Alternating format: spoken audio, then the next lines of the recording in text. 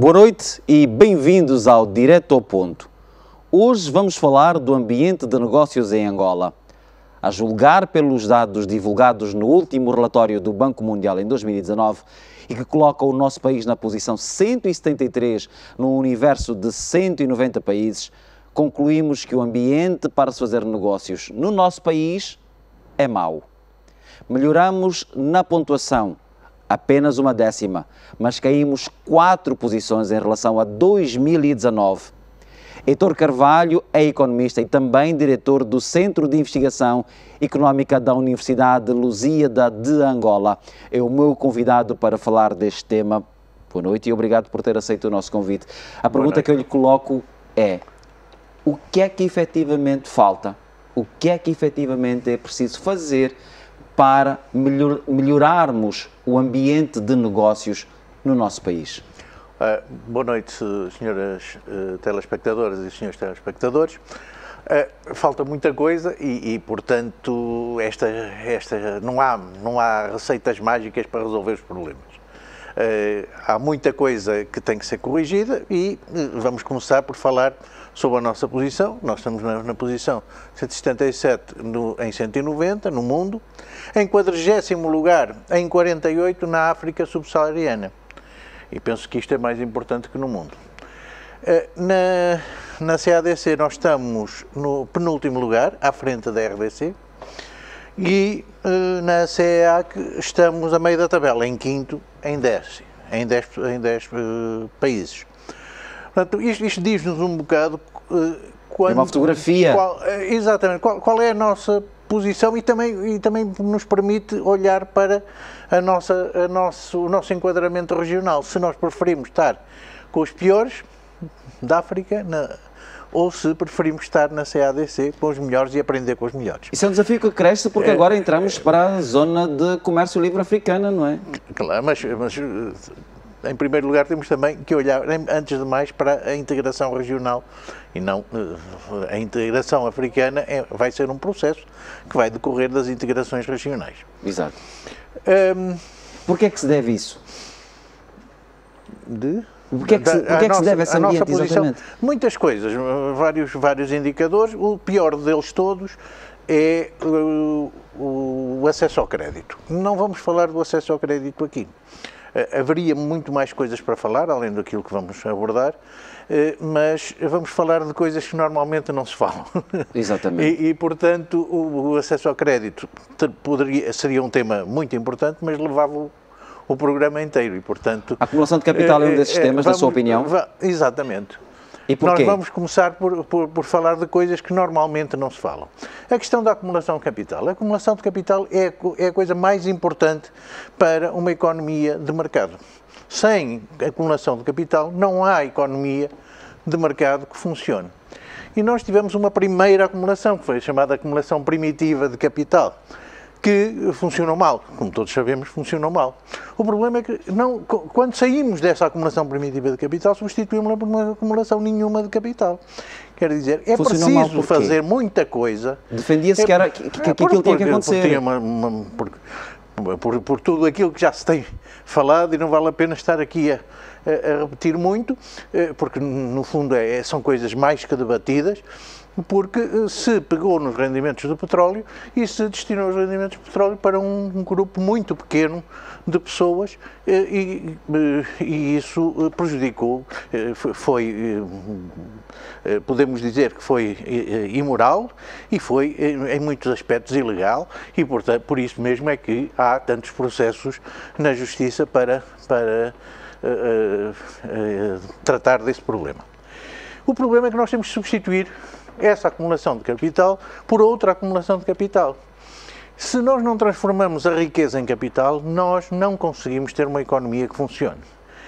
E, neste momento, no nosso ponto de vista, aquela riqueza que existe em grande quantidade no país, como aliás nos países todos do mundo, se for aos Estados Unidos é a mesma coisa, grande parte da riqueza do país está no valor dos prédios e dos terrenos. E o valor dos prédios e dos terrenos, neste momento, não se transforma em capital. Existe, serve para as pessoas usarem.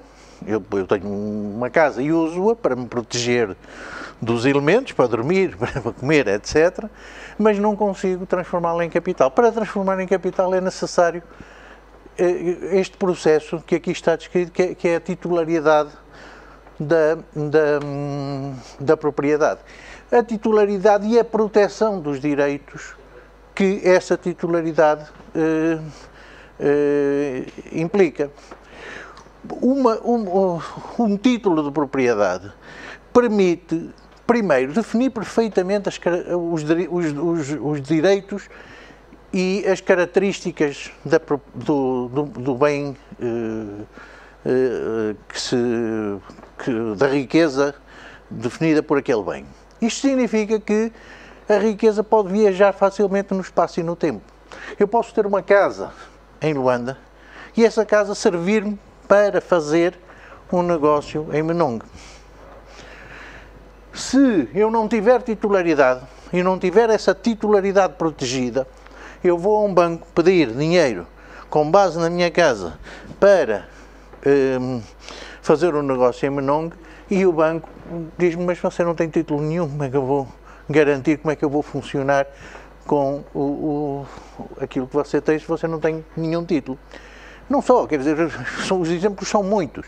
Você tem a empresa,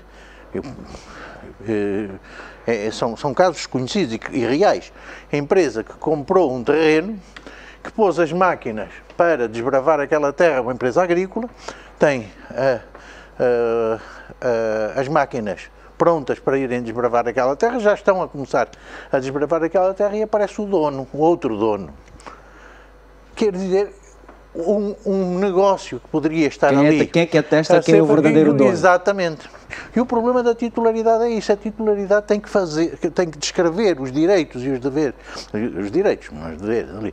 Os direitos inerentes à coisa. Tem que descrever as características da coisa. E tem que ser protegida pelo Estado. Se o Estado não protege, não é possível usar essa propriedade como capital. E não sendo possível não é possível usá-la como colateral como garantia para o financiamento, garantia por exemplo? Financiamento, por exemplo. E, portanto, quer dizer, e não só, quer dizer, não posso, eu estando em Menongue, por exemplo, não posso comprar uma propriedade em Luanda sem ter de me deslocar cá. Porque não tenho nada que me descreva a propriedade, nem nada que proteja os direitos inerentes àquela propriedade. Sou obrigado a deslocar-me. Quer dizer, a riqueza não muda facilmente de mãos, a riqueza não circula. E não circulando não se transforma em capital. Isto é um ponto essencial. Por outro lado, o Estado também ganha com isto. O Estado ganha na ordenação do capital, do território, porque tendo a propriedade registada e titulada, ganhamos todos na ordenação do território. Temos a venda, o Estado é dono de muitos terrenos e vendendo os títulos desses terrenos ganha dinheiro, e é imposto de propriedade. Os impostos de propriedade valem neste momento cerca de 0,2% do PIB. Quando, por exemplo, os impostos sobre o trabalho valem 3, qualquer coisa. Quer dizer, os mais ricos pagam... Exatamente, quem consegue gerar riqueza... Exatamente. Quem tem a riqueza paga 0,2 e quem trabalha paga 3,5. Quem trabalha para torná-los ricos é que paga. Mas há aqui um aspecto, antes de entrarmos para o último ponto, ainda sobre a titularidade, não deixa de ser curioso que, paralelamente a isso, esse tema da titularidade sobre os bens, sobre os terrenos e sobre os imóveis, nós temos isso em relação às transações que se fazem, compra e venda de automóveis. Corrija-me se eu estiver a dizer algo de errado. Onde eu pego no meu carro, quero desfazer-me dele, no ato da venda, é fácil eu atribuir um título de propriedade para o novo dono. É isso mesmo. É isso que tem que se fazer para... Porquê é que não se consegue ter esse mesmo tratamento para os terrenos e para os imóveis? As regras são demasiado complicadas, nós às vezes copiamos regras que não são as melhores, muitas vezes copiamos regras ou queremos continuar a transpor as regras e a burocracia que herdamos do passado colonial e não funciona. É preciso, uma boa lei é exatamente o que acabou de dizer. Quando ela funciona, é uma boa lei. Quando não funciona, não é uma boa lei. Nós, ainda agora, estava a ver o noticiário, vai sair uma nova lei sobre o registro de propriedade. Esperemos que sim, mas não basta. É mais importante é que se ponha essa lei em ação. É que isso se execute, que se faça um registro exaustivo de toda a propriedade e que se transforme, pouco e pouco, esta imensa riqueza em capital que possa ser produtivo. Até porque estamos a falar de um tema que já é antigo, não é? Esses temas não são propriamente novos. Sim, não é coisa de hoje. Exato. Podemos avançar. Existem outros instrumentos para fazer acumulação de capital, e nomeadamente os instrumentos financeiros. O sistema financeiro contém instrumentos muito importantes para a acumulação de capital. Nós estamos há quantos anos para fazer a Bolsa de Valores? 10 anos para aí, não é? Mais ou menos. Para quê? Porquê? É uma coisa tão simples. Para fazer uma Bolsa de Valores é preciso basicamente 3 coisas. Contabilistas para fazerem a contabilidade. Existem. Empresas de certificação para certificarem as contas. Existem. E empresários honestos, que não obriguem os contabilistas a pôr nas contas aquilo que não é. É só isso. Não existem porque não há responsabilização. Se houver regras claras e se responsabilizar os empresários por andarem a criar contabilidades que não são verdadeiras, então se calhar começam a aparecer. Estou convencido que este deve ser um dos pontos que em que devemos batalhar. Criar coisas simples, ações e obrigações, não é preciso títulos complexos. A Bolsa funciona perfeitamente com ações e obrigações. Coisas simples, uma ação só tem que ter um bom prospecto que demonstre qual é o negócio, como é que o negócio funciona e que resultados é que dá. Tem que ter as contas em dia, exatamente. Tem que ter as contas certas, não é? Exatamente. Estamos a falar isso no ambiente, são transações a nível pessoal, particular, mas que depois facilmente também se transportam para o ambiente empresarial. Não, estamos a falar, no caso das ações e obrigações, estamos a falar das empresas, exatamente. Mas isso aqui para nos referirmos ao impacto que esta burocracia, que este enrolar de situações provoca para o ambiente concorrencial. Claro, para o mercado. Com esta falta esta tentativa que nós temos sempre de querer fazer uma coisa o mais complexo possível. Não, nós temos que começar pelo simples. No caso da Bolsa de Valores, temos de começar por ações e obrigações. Não precisamos de mais nada. Nós temos uma Bolsa de Valores que funciona só com dívida pública. Existe uma emissão de obrigações do Standard Bank. Mas quer dizer, não é possível. Temos uma Bolsa que só tem um tipo de títulos, que são os títulos de dívida pública. Não funciona. Nós temos que pôr a riqueza existente no país titulada e que ela se movimente, que se transforme, que se acumule, que se venda, que se compre. Isso é que vai dar dinamismo e temos que começar pelas coisas mais simples. Uma questão muito importante é a questão da concorrência. Nós não temos empresas. Este dado é um dado importante. 70% das nossas empresas morrem à nascença. Quer dizer, o empresário constitui a empresa e, depois de constituída a empresa, vai enfrentar os bancos, as finanças, o Ministério, para os alvarás e não sei o quê, e entre constituir a empresa e começar a sua atividade, 70% desistem. 70% desistem. Não são 7%, são 70% desistem. Quer dizer que só 30% conseguem continuar. Isto é... E depois vão morrendo ao longo do tempo. Depois vão morrendo ao longo do tempo. No primeiro ano morrem mais 50%. Pronto. Mas isso aí já é normal que haja essas mortes. Se os negócios não foram bem pensados, é normal que morram. Não é mal nenhum que morram os negócios. É assim que funciona. É com sucessos e insucessos. Não podemos querer só sucesso. O insucesso é extraordinariamente importante para melhorar. O problema é que nós nem sequer testamos o sucesso, porque morremos antes de começar a atividade. Esse é que é o problema. E no nosso ponto de vista, o grande problema desta situação é que nós temos muitas autorizações. Nós temos que ter licenças para tudo. As licenças não servem para nada. As licenças, para que é que serve uma licença se ainda não está a funcionar? Nós vemos como o funcionamento de um negócio sem ter lá clientes na loja. Só quando tiver clientes na loja é que se vê se está a funcionar bem. Não é sem clientes na loja. Para que é que nós queremos licenças? Para que é que nós queremos licenciar? Não serve para nada. O que precisamos é de regras e de cumprir as regras. Porque nós fazemos licenciamentos, mas depois ninguém exige o cumprimento das regras.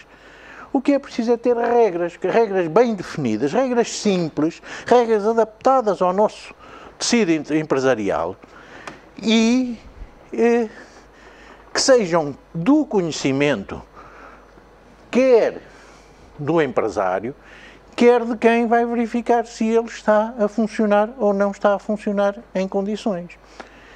Porque, além de um conjunto complexo e disperso de regras, muitas vezes, depois, o problema é que mesmo neste conjunto de regras, o que é que acontece? Por vezes, deixa-se adormecer uma regra. E ao adormecer uma regra, depois ressuscita-se a regra em determinado momento para, digamos, criar ali uma necessidade de haver um facilitador que depois resolve o problema. Isto causa muitos problemas aos negócios. É preciso que as regras sejam perfeitamente conhecidas. É preciso que os ministérios, se sabem o que vão inspecionar, ponham isso num papel. Numa lista daquilo que é obrigatório para cada tipo de negócio, digam o que é que pode ser inspecionado. E quando o empresário vai decidir fazer um negócio, entreguem essa lista e digam, isto é o que você tem que cumprir. Não peça autorizações a ninguém. Vá e cumpra isto. Porque se você não cumprir isto, os inspectores que forem ter consigo vão penalizá-lo e as penalidades também devem lá estar constantes, entre as quais fechar-lhe o negócio. Tem que ser assim, não é com autorizações prévias. Para além de que há várias inspeções. É com regras. E depois há muitas inspeções.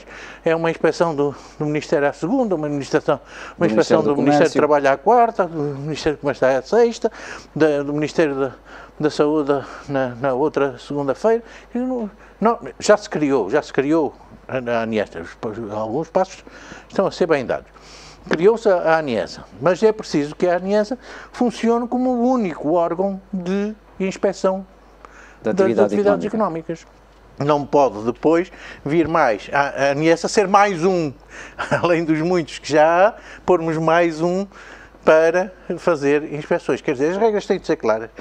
Os inspectores têm que ter um conjunto de pontos que vão verificar, mas o empresário tem que ter a mesma lista para não poder ser inspecionado sobre aquilo que não tem que ser inspecionado. E é assim que nós permitimos, sobretudo num ambiente de negócio como o nosso, em que as empresas não têm departamentos jurídicos para andarem a perceber no conjunto complexo de leis quais são as regras, é preciso fazer isto. Simplificar de uma maneira clara e dizer estas são as regras que vão ser exigidas. Exatamente, ao menos eles não têm surpresas. Nós vamos fazer agora um pequeno e rápido intervalo, Dr. Heitor, para voltarmos na segunda parte e continuarmos com esta conversa sobre o ambiente de negócios no nosso país. É um curto intervalo, rápido, eu conto consigo quando voltarmos.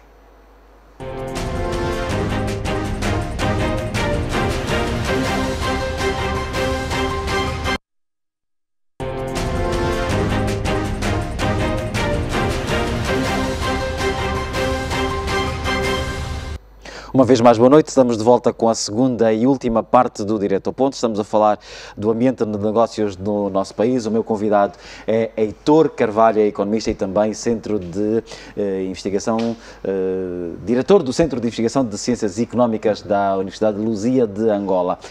Terminamos a primeira parte com o slide em que fazia referência à concorrência. 70% das empresas morrem à nascença, mas do outro lado nós temos também um conjunto de regras, leis, para além de dispersas, mas que depois não são cumpridas por todos. Exatamente. É também um problema que mina. E começam por não ser cumpridas porque quem mais tem que cumprir que são os agentes do Estado. Criou-se, em reação à situação que tínhamos anteriormente, a ideia de que o primado da lei é que todos sejam iguais perante a lei. É verdade. E ainda bem que estamos a criar essa mentalidade. Mas não basta. É preciso também que não se criem regras para além daquelas que já existem. Não haja a invenção de regras novas. O que é preciso é tê-las e aplicá-las. É ter as leis que existem e aplicá-las.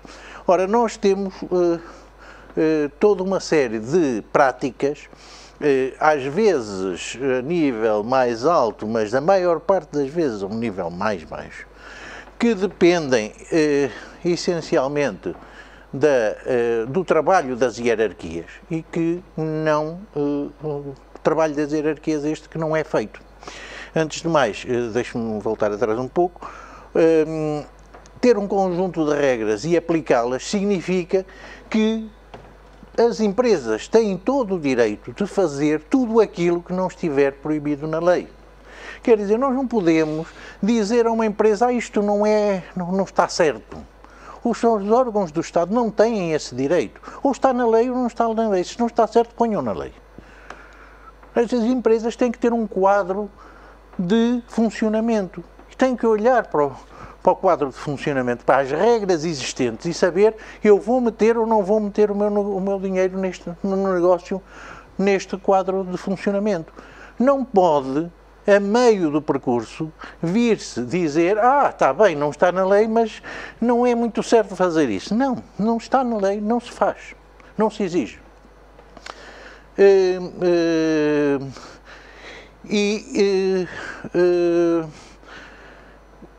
Como eu estava a dizer, muitas destas pequenas regras pequenas e grandes regras que se vão inventando, muitas vezes têm a ver com o mau funcionamento das hierarquias. Porquê? Nós, por exemplo, um exemplo muito corriqueiro, não tem a ver com empresas, tem a ver com os cidadãos vão se registar para terem um bilhete de identidade. E chegam lá e têm que ir às 5 da manhã para terem lugar na fila. Porquê? Porque há uma regra que só atende 30, por exemplo. Mas quem é que disse que isto é uma norma? Onde é que está essa norma? Quem inventou isto? Não pode. Se o funcionamento é das 8 às 15, é das 8 às 15 que tem que atender as pessoas. E o chefe dessa secção, que está ali para garantir que os seus funcionários atendem bem os utentes, tem que exigir dos funcionários. E se não exigir, o chefe tem que sair, tem que ser substituído.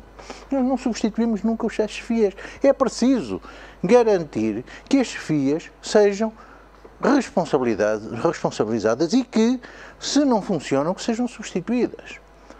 As coisas têm que funcionar. Nós não podemos dizer, nós temos o direito de ser cidadãos, ter um bilhete de identidade, e depois dizemos que 50% da população não tem. Um documento fundamental. Não estamos a fazer, ou seja, uma lei que não é cumprida a este nível, por entraves que nós conhecemos, que são entraves criados pelo mau funcionamento das chefias, é preciso que mude rapidamente esta ideia e que se ponha as chefias a serem responsabilizadas. E quem não funciona bem, saia entre outro. Exatamente. Entramos agora para a liberdade de comércio. Outro problema é a questão da liberdade do comércio. Não só é preciso permitir fazer, como também é preciso permitir que haja liberdade de passagem. E o comércio é fundamental. Nós falamos muito de agricultura, mas se nós pensarmos um bocado, a agricultura nos últimos anos tem decaído e a população agrícola tem crescido. E a quantidade de pessoas dentro da população agrícola que quer trabalhar ou trabalha tem também crescido. Significa que a produtividade agrícola tem decrescido. Ora, porquê que a produtividade agrícola decresce? Como é que é possível a produtividade agrícola tradicional decrescer? Os camponeses deixaram de saber trabalhar a terra? Não. Os camponeses continuam a saber trabalhar a terra. O capital desses camponeses, que é um capital pequeno, são enxadas, são catanas, são algumas charruas, alguma tração animal, relativamente pequeno, também lá está, não desapareceu. Mas há cada vez menos pessoas lá. Não, há mais pessoas a trabalhar, pelos dados do INE, há mais pessoas a trabalhar, só que se produz menos. Então porquê que é isto? Porque o camponês deixou de ter interesse em produzir para comercializar. Porquê? Porque não tem nada lá, não existe lá comerciante com motos, bicicletas, televisões, arroz, que ele não produz, essas coisas todas que fazem que ele melhore a sua vida e que fazem que ele melhore a sua produtividade, catanas, enxadas, etc. Ele não tem sítio onde comprar. Se tem sítio onde comprar, vai produzir para quê? Para deitar outra vez na terra como adubo? Ou para oferecer? Para dar ao Estado? Não vai, não produz. Ele tem capacidade para produzir, tem capital, tem conhecimento para produzir mais. Precisa de condições. Precisa de ter justificação para produzir. Como é que funciona isto? Funciona se normalmente funciona com adiantamento ao camponês e não ao contrário. Isto é, o camponês vai ao comerciante e levanta a bicicleta, levanta a katana, levanta a enxada, levanta as sementes, levanta isto e aquilo e depois entrega parte da sua produção ao comerciante.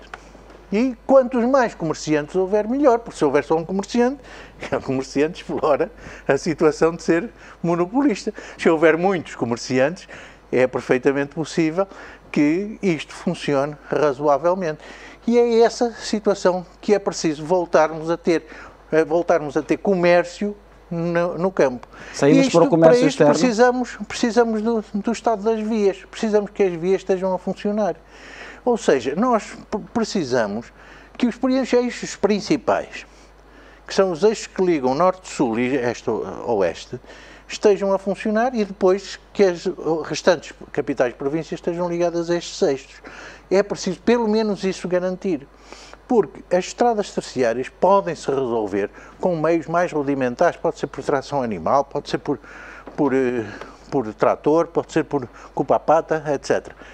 Não pode quando chega à vila, aquilo tem que vir num caminhão, porque senão não funciona.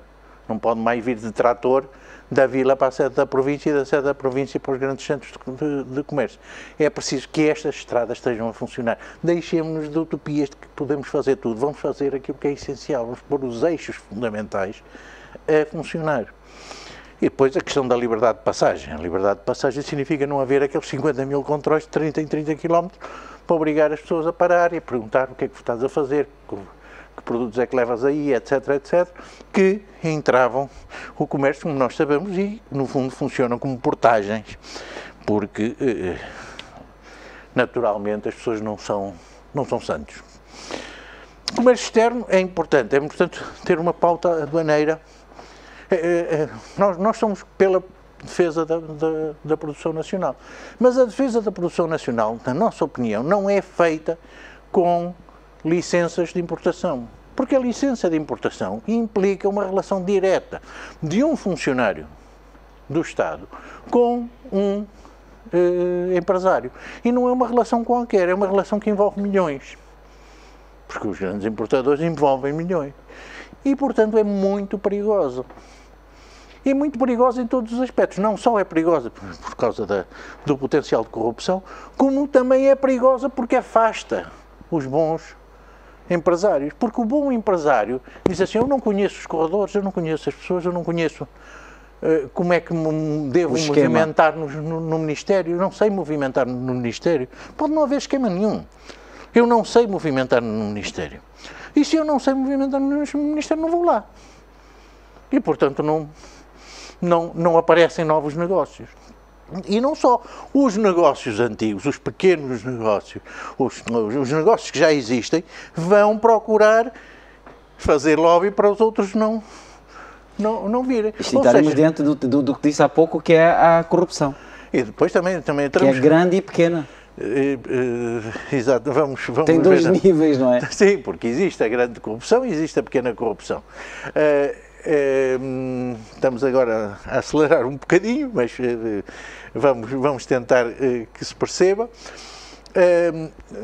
Realmente existe a grande corrupção e, do nosso ponto de vista, a grande corrupção resolve-se essencialmente com transparência. E transparência e também, evidentemente, a ação do judicial que está a acontecer.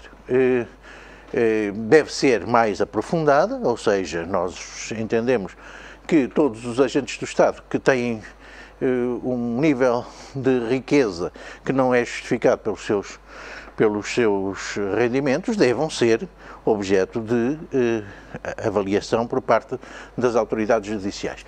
Mas, essencialmente, também a transparência. Isto é, nós neste momento, nos últimos 3 anos, não é no passado, nos últimos 3 anos, temos 3 coisas que são muito... que podem indiciar problemas, que são o nível de ajuste direto, o nível de contratos que são fixados por ajuste direto, e não é só ajuste direto, é ajuste direto sem que se conheçam os contornos do negócio. Porque uma coisa é fazer o ajuste direto e depois publicar, olha, foi feito o ajuste direto com este senhor nestas condições, mas também não se conhecem os contornos do negócio. É o nível de erros e omissões na balança de pagamento, que o nível de erros e omissões consegue superar, em muitos casos, o nível da conta financeira e da conta corrente, e pode esconder problemas, ou seja, saídas de fundos dentro da conta financeira que não estão lá bem espelhados. E também a questão da conta financeira do Estado. Nos últimos anos nós tivemos superávit orçamental e, no entanto, apesar de termos superávit orçamental, a nossa dívida disparou. Aumentou imenso. Não é a dívida em dólares convertida em kwanzas, estamos a falar, aumentou mesmo nominalmente. E eu pergunto-se, então, para onde foi este dinheiro? Pode ter ido, claro, para os subsídios aos combustíveis que não estão em lado nenhum.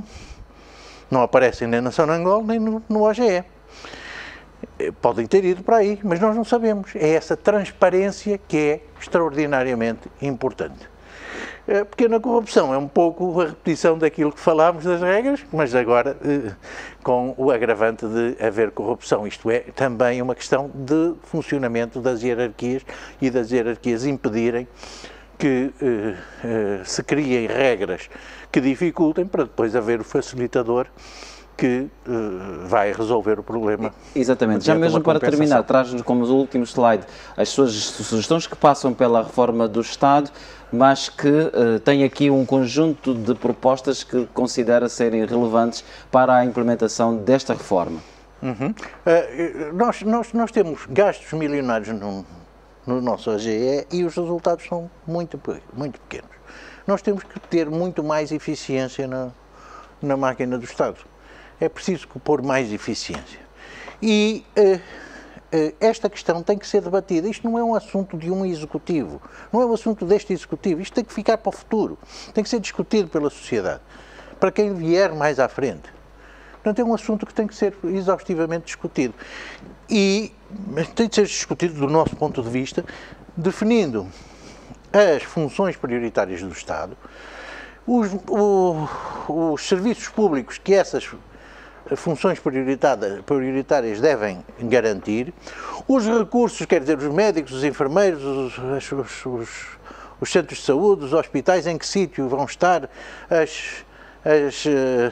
as camas, as seringas, as luvas, etc. E quanto é que isso custa?